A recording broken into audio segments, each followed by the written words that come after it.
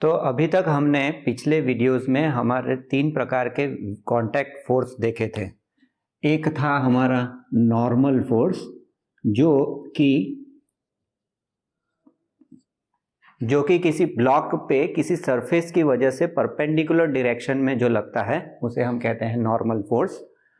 दूसरा हमारा contact force जो हमने स्टडी किया था वो था फ्रिक्शनल फोर्स, फ्रिक्शन फोर्स, जो किसी ऑब्जेक्ट पे जब भी कोई ऑब्जेक्ट मोशन में हो या तो स्लाइड हो रहा हो तो अपोजिट डायरेक्शन में जो फोर्स लगता है उसे हम फ्रिक्शन फोर्स कहते हैं सरफेस की वजह से। और तीसरा हमने पढ़ा था और या तो स्टडी किया था वो था हमारा टेंशन फोर्स।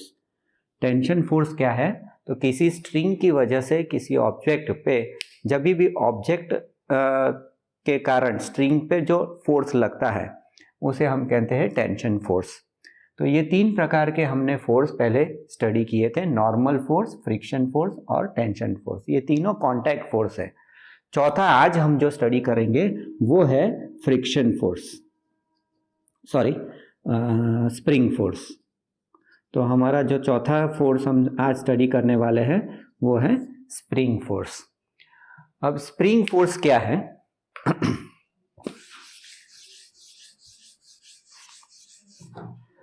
तो आपने स्प्रिंग मार्केट में स्प्रिंग देखी होगी, वो किसी हेलिकल शेप मेटल वायर की होती है। अगर वो हेलिकल शेप मेटल वायर को किसी एक एंड को रिजिड सपोर्ट से फिक्स कर दूं और दूसरा एंड जो है वहां से अगर मैं उसे स्ट्रेच करूं, मतलब मैं अगर सपोज इसे फोर्स लगाऊं फॉरवर्ड डायरेक्शन में, तो यह स्प्रिंग थोड़ी सी इलांगेट होके अपनी ओरिजिनल पोजीशन से थोड़ी डिफॉर्म होगी। अगर ये ओरिजिनल पोजीशन है हमारी, जिसे हम कहेंगे x = 0 ओरिजिन पोजीशन, तो ये डिस्प्लेस हो जाएगी लिटिल बिट फॉरवर्ड डायरेक्शन में। हम वो डिस्प्लेसमेंट कह देते हैं x डायरेक्शन। तो हमने अप्लाइड फोर्स जो दिया है वो है F applied force in forward direction. अगर मैं ये अप्लाइड फोर्स निकाल देता हूं तो स्प्रिंग की यह टेंडेंसी रहती है कि ये स्प्रिंग वापस अपनी ओरिजिनल पोजीशन पे आ जाएगी। इसका मतलब है स्प्रिंग जो है वो एक रिस्टोरिंग फोर्स डेवलप करता है अगेंस्ट द डिस्प्लेसमेंट। तो ये रिस्टोरिंग फोर्स जो होगा वो अगेंस्ट द डिस्प्लेसमेंट होगा, जिसे हम कहेंगे स्प्रिंग फोर्स। ये स्प्रिंग फोर्स कितना होगा? जितना हमने अप्लाइड फोर्स दिया है। पर ये स्प्रिंग फोर्स की डायरेक्शन हमेशा opposite to the direction of displacement होगी। अगर मैंने इस स्प्रिंग को कंप्रेस किया, मतलब अप्लाइड फोर्स नेगेटिव डायरेक्शन में अप्लाई किया है, जैसे कि इस स्प्रिंग में सपोज मैंने फोर्स इस तरह से अप्लाई किया है कि it is in negative direction, जिसकी वजह से ये स्प्रिंग कंप्रेस हो गई। ऐसे सिचुएशन में ये स्प्रिंग अगर मैं अप्लाइड फोर्स निकाल देता हूं तो डिस्प्लेसमेंट तो नेगेटिव डायरेक्शन में हुआ है, पर यह स्प्रिंग वापस अपनी ओरिजिनल पोजीशन में जाएगी। इसका मतलब यह हुआ कि स्प्रिंग ने एक रिस्टोरिंग फोर्स डेवलप किया है जो अगेन अपनी ओरिजिनल डिस्प्लेसमेंट के अपोजिट है। इसीलिए हम ये लिख सकते हैं कि जो भी रिस्टोरिंग फोर्स है जिसे हम कहते हैं स्प्रिंग फोर्स, वो डायरेक्टली प्रोपोर्शनल टू x होता है और यह वैल्यू नेगेटिव होगा। क्यों negative? Because the sign, negative sign यहां पर क्यों आता है? क्योंकि डिस्प्लेसमेंट और रिस्टोरिंग फोर्स दोनों एक दूसरे के अपोजिट है। इस केस में जब भी कंप्रेशन होता है तो रिस्टोरिंग फोर्स जो डेवलप हुआ है वो इस डायरेक्शन में रहेगा, opposite to the direction of displacement. अगर मैं यहां से प्रोपोर्शनलिटी कांस्टेंट निकालता हूं तो हम यहां पर F स्प्रिंग = K × x लिखेंगे और यह K जो है उसे हम कहते हैं स्प्रिंग कांस्टेंट, या तो इसे हम स्टिफनेस ऑफ द स्प्रिंग भी कह सकते हैं, स्टिफनेस ऑफ द स्प्रिंग। इसका मतलब सभी स्प्रिंग जो है इसकी स्टिफनेस अलग होगी। कुछ स्प्रिंग बहुत ही मजबूत होती है, मतलब उसमें डिस्प्लेसमेंट के लिए ज्यादा फोर्स अप्लाई करना पड़ेगा, या तो कुछ स्प्रिंग बहुत ही वीक होगी जिसमें थोड़ा सा भी अगर फोर्स लगाते हैं तो स्प्रिंग ज्यादा इलांगेट या कंप्रेस हो सकती है। तो स्टिफनेस डिपेंड करता है मटेरियल, मतलब वायर किस मटेरियल का बना हुआ है, शेप कौन से शेप से बना हुआ है, और कितना फोर्स अप्लाई कर रहे हैं उस पर डिपेंड करता है। तो इस इक्वेशन को हम हुक्स लॉ भी कहते हैं। पर हुक्स लॉ कब अप्लाई कर सकते हैं? जब भी ये इलास्टिक लिमिट के अंदर हो। तो पहले हम समझते हैं इलास्टिक लिमिट क्या है, कि अगर सपोज ये स्प्रिंग को मैंने इतना फोर्स दे दिया कि ये स्प्रिंग वापस डिफॉर्म होने के बाद अपनी ओरिजिनल पोजीशन पे नहीं आ सकती, तो हम कहते हैं जो भी अप्लाइड फोर्स दिया है वो इलास्टिक लिमिट से ज्यादा हो। इलास्टिक लिमिट मतलब वह लिमिट जहां से अगर मैंने अप्लाइड फोर्स निकाल दिया तो वो अपनी ओरिजिनल पोजीशन में आ जाएगा। तो इसका मतलब ये हुआ कि ये F जो है spring force, it is directly proportional to displacement only within the elastic limit. इसीलिए हुक्स लॉ को डिफाइन करना हो, या तो हमें इसे हुक्स लॉ के साथ कंपेयर करना हो, तो हम ये कहेंगे कि within the elastic limit the restoring force मतलब हमारा यहां पर spring force is directly proportional to displacement. अब इसमें से हमें सपोज ये स्प्रिंग की रिजिडिटी, या तो रिजिडिटी मतलब स्टिफनेस ऑफ द स्प्रिंग मुझे फाइंड करना हो, तो किस तरह से फाइंड कर सकते हैं? तो फॉर्मूला से तो ये पता चल गया कि K is equal to F upon x, या F spring force restoring force लिखे या तो अप्लाइड फोर्स लिखे, दोनों सेम है। और फोर्स का यूनिट तो आपको पता है न्यूटन, और डिस्प्लेसमेंट का यूनिट है मीटर। तो हमारा फोर्स कांस्टेंट का यूनिट हो गया दैट इज न्यूटन पर मीटर। अब हमें सपोज स्प्रिंग कांस्टेंट फाइंड करना है, तो हमें अप्लाइड फोर्स पता होना चाहिए। तो हम अप्लाइड फोर्स किस तरह से कैलकुलेट कर सकते हैं? तो अब हम ये स्प्रिंग को वर्टिकली सस्पेंड करेंगे।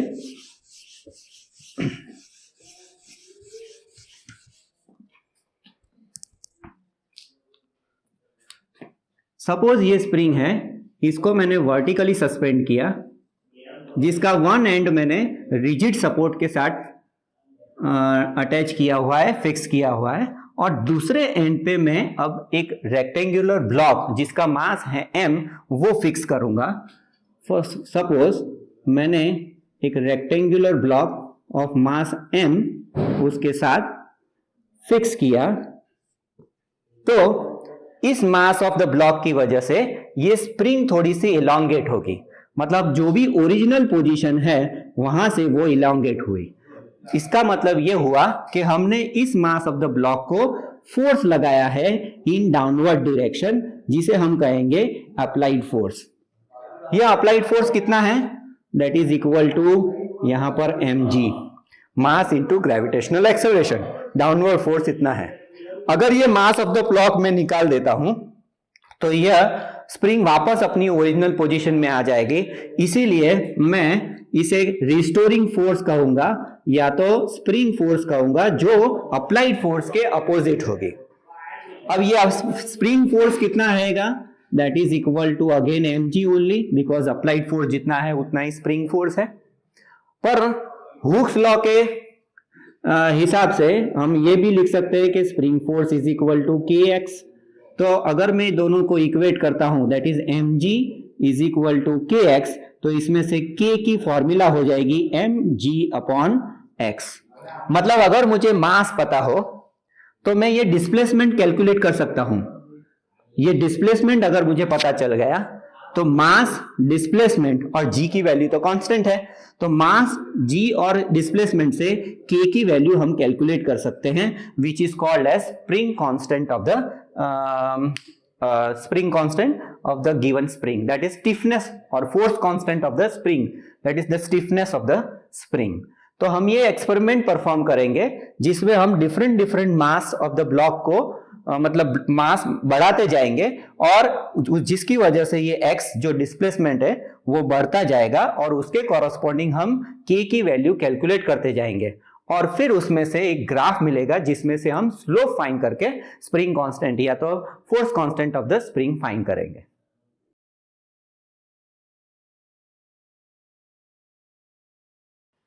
तो हमने थियरी में देखा कि फोर्स कांस्टेंट किसी स्प्रिंग का फाइंड करना हो तो हम यहाँ पर अप्लाइड फोर्स जो है वो लोड के रिस्पेक्टली हम बढ़ाते जाएंगे और उसके कॉरस्पॉन्डिंग एक्सटेंशन जो होता है, स्प्रिंग का जो एक्सटेंशन ओरिजिन से होगा वो हम कैलकुलेट करते जाएंगे।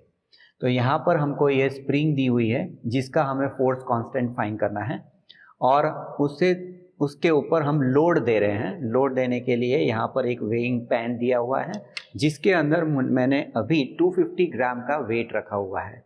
यह वेट यहाँ पर हम डेड वेट कहेंगे। ये डेड वेट इसलिए रखा है ताकि ये स्प्रिंग एक वर्टिकल डायरेक्शन में एक्सटेंड हो। ठीक से उसके बाद अब हम यहाँ पर वेट रखते जाएंगे और देखेंगे कि एक्सटेंशन कितना होता है।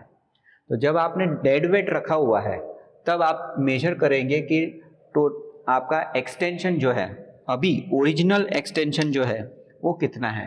तो यहाँ से ओरिजिन हम एक्चुअली मेजर करें तो वो है 3.5 सेंटीमीटर।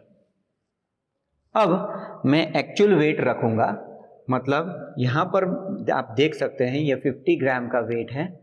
ये 50 ग्राम का वेट मैं इसके ऊपर रखूँगा और जैसे ही रखूँगा आप देख सकते हैं स्प्रिंग थोड़ी सी इलॉन्गेट होगी। इलॉन्गेट होने से ये एक्सटेंशन थोड़ा सा नीचे जाएगा और आप ओरिजिनल पोजीशन से थोड़ी सी लेंथ बढ़ी है। अब ये स्प्रिंग आप जब भी रखते हैं या तो कोई वेट आप जब भी इसके ऊपर पेन के ऊपर रखते हैं तो डेलिकेटली सॉफ्टली रखना है ताकि ये कंटिन्यूस ऑसिलेट ना हो। जब ये स्टेबल हो जाए, या तो आपको स्टेबल करना है तो नीचे से हाथ रखिए और उसे स्टेबल करिए। एक बार स्टेबल हो जाए उसके बाद आप रीडिंग मेजर करिए। तो 50 ग्राम के लिए आप यहाँ पर देख सकते हैं कि एक्सटेंशन जो हुआ है या तो डिस्प्लेसमेंट जो हुआ है ओरिजिन से वो है 5.5 सेंटीमीटर। मतलब ओरिजिनल जो था, ओरिजिन जब कुछ वेट नहीं रखा था, ओनली डेड वेट था, तब 3.5 सेंटीमीटर था।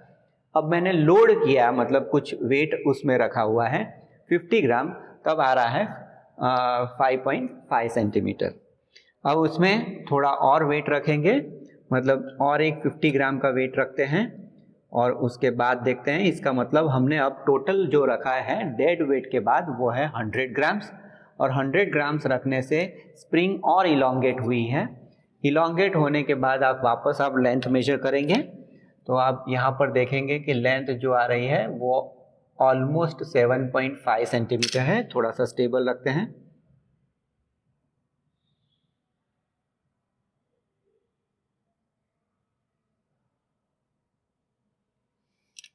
एक बार जो स्टेबल हो जाए उसके बाद आप देखेंगे कि ये लेंथ जो आई है वो 7.5 सेंटीमीटर है।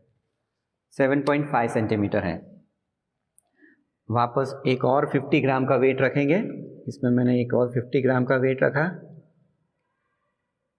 50 ग्राम का वेट रखने के बाद देखेंगे कि एक्सटेंशन कहाँ पर आता है।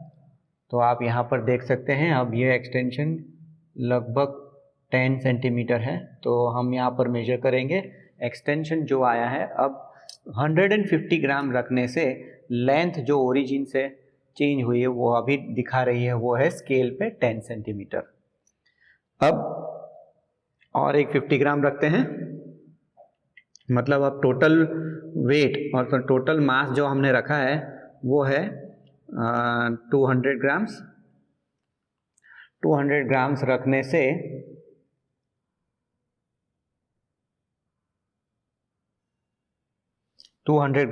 से आप देख सकते हैं उसे हम स्टेबल होने देते हैं।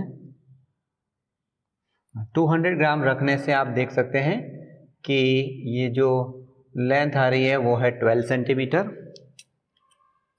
और 50 ग्राम लेते हैं।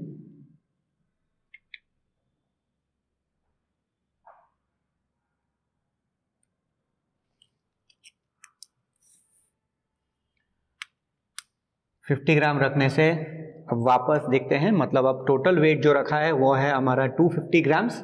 तो 250 ग्राम्स डेड वेट के बाद टोटल वेट रखा हुआ है वो है 250 ग्राम्स। अब 250 ग्राम्स का वेट वापस मेजर करते हैं तो अभी आप देख सकते हैं वो है 14 सेंटीमीटर। 14 सेंटीमीटर। अब थोड़ा और वेट रखते हैं, 50 ग्राम्स और रख देते हैं ताकि हमें एटलीस्ट 6 रीडिंग्स मिल जाए। वापस हम मेजर करते हैं, ये जो लेंथ जो आ रहे हैं अभी,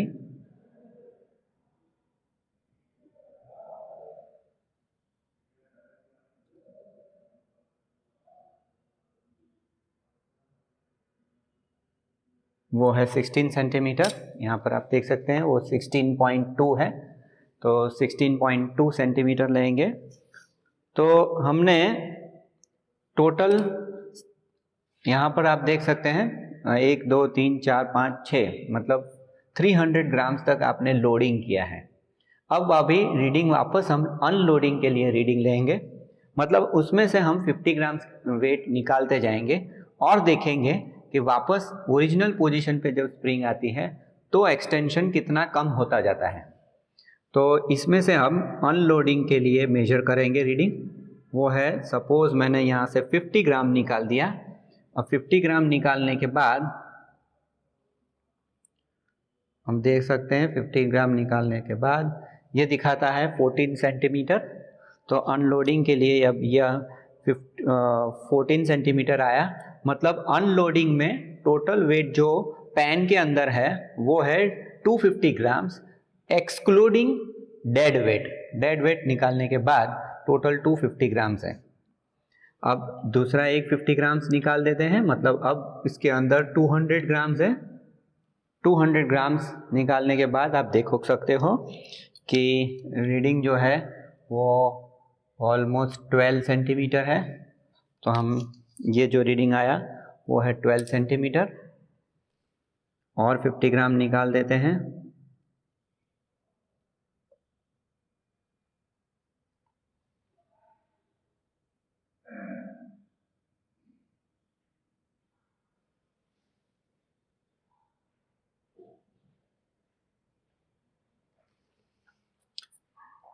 फिफ्टी ग्राम निकालने के बाद इसे स्टेबल होने देते हैं, मतलब इसके अंदर अब जो वेट है वो है 150 ग्राम्स। 150 ग्राम्स के लिए आप मेजर करोगे तो ये लगभग 9.8 सेंटीमीटर है। तो हम यह रीडिंग लेंगे 9.8 सेंटीमीटर और 50 ग्राम्स निकाल देते हैं।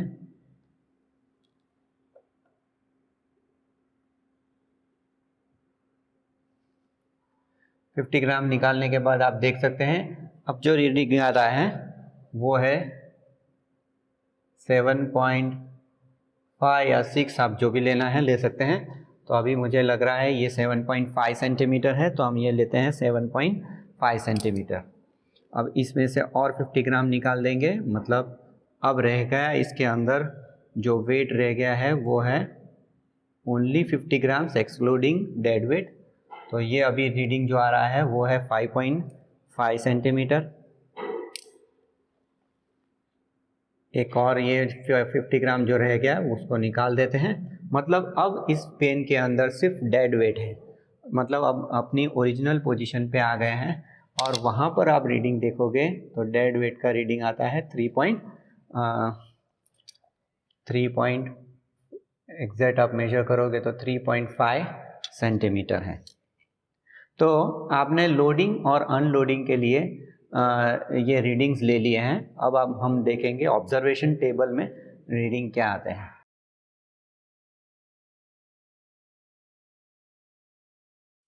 तो ये हमारा ऑब्जर्वेशन टेबल है। हमने जैसे रीडिंग देखे थे कि 50 ग्राम के लिए हमें लेंथ मिला था 5.5 सेंटीमीटर, 100 ग्राम के लिए 7.5, 150 के लिए 10, 200 के लिए हमने देखा था कि लोडिंग के वक्त लेंथ बढ़ के 12 हो गई थी, 250 के लिए 14, 300 के लिए 16.2। ये ज़ीरो जो है वो है हमारा डेड वेट। डेड वेट का मतलब है हमने जब 250 ग्राम रखा हुआ था तब डेड वेट के वक्त ये जो एक्सटेंशन दिखा रहा था स्केल के ऊपर वो है 3.5। तो ये हमारा डेड वेट पे 3.5 सेंटीमीटर आया था। अब हमें अनलोडिंग का रीडिंग लिए थे, मतलब धीरे धीरे हमने उसमें से 50 ग्राम्स निकालते गए और हमने 250 के लिए रीडिंग लिया, 200 के लिए लिया, 150 के लिए लिया, 100 के लिए लिया और 50 के लिए लिया। और फाइनली सभी जब लो वेट निकाल दिए तब डेड वेट वापस हमारा 3.5 सेंटीमीटर आया था। ये तो मास था, ये तो मास था। अब ये मास को हम मल्टीप्लाई करेंगे जी के साथ। तो एक्चुअली हमने जो मास जो लिए हैं वो सब ग्राम्स में है, इसलिए मैं जी मल्टीप्लाई बाय 980 करूँगा तो मुझे ये रीडिंग्स मिलेंगे। वो हमारा होगा force, that is applied force in downward direction, जिसे हम यहाँ पर वेट कहेंगे। तो जो डाउनवर्ड फोर्स जब 50 ग्राम रखते हैं तो डाउनवर्ड फोर्स कितना है 49,000, that is downward force applied on the string, sorry on the spring. वैसे ही आप 100 इंटू 980 करोगे तो ये रीडिंग आएगा 150, 980 के साथ सब मल्टीप्लाई करके आपको वेट मिल गया। अब ये इसमें से आप मीन फाइंड करोगे, मीन फाइंड करने के बाद एक्सटेंशन फाइंड करना है। एक्सटेंशन का मतलब है ओरिजिनल पोजीशन से वह जब 50 ग्राम रखते हैं तब कितना एक्सटेंड होता है, मतलब सेंटीमीटर्स में कितना change in displacement from original direction. तो डेल्टा एक्स, या तो हम जो एक्स कहते हैं वो एक्स वैल्यू कितनी है वो हम कैलकुलेट करते हैं। तो यहाँ पर हमने एक्सटेंशन को एल कहा है, एल सेंटीमीटर, और आप देखते हैं कि 50 ग्राम जब रखा है तो एक्सटेंशन होता है 2 सेंटीमीटर। 5.5 को 3.5 में से माइनस करोगे तो ये आ जाएगा 2 सेंटीमीटर। जब आप 100 ग्राम्स रखोगे तो हमें पता है कि एक्सटेंशन थोड़ा सा और ज़्यादा होगा। हमने देखा था कि लेंथ बढ़ के 7.5 सेंटीमीटर हो गई, मतलब ओरिजिन से ये 7.5 हुई है, मतलब टोटल एक्सटेंशन कितना हुआ तो 7.5 minus 3.5 that is equal to 6.4। Same way sorry equal to 4। Same way 150 gram के लिए एक्सटेंशन हुआ था 9.9, तो 9.9 को 3.5 से माइनस करोगे ओरिजिनल वैल्यू से तो आपको मिलेगा 6.4।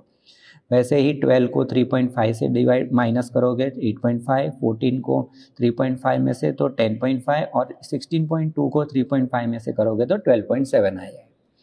अब आपके पास फोर्स भी है और एक्सटेंशन वैल्यू भी है, तो हमारी जो force constant of the spring की फॉर्मूला है दैट इज़ mg/L, वो अगर यूज़ करेंगे तो ये हमारी होगी वैल्यू हो गई mg दैट इज़ 49,000, उसको डिवाइड बाय 2 करोगे तो ये आंसर आ जाएगा।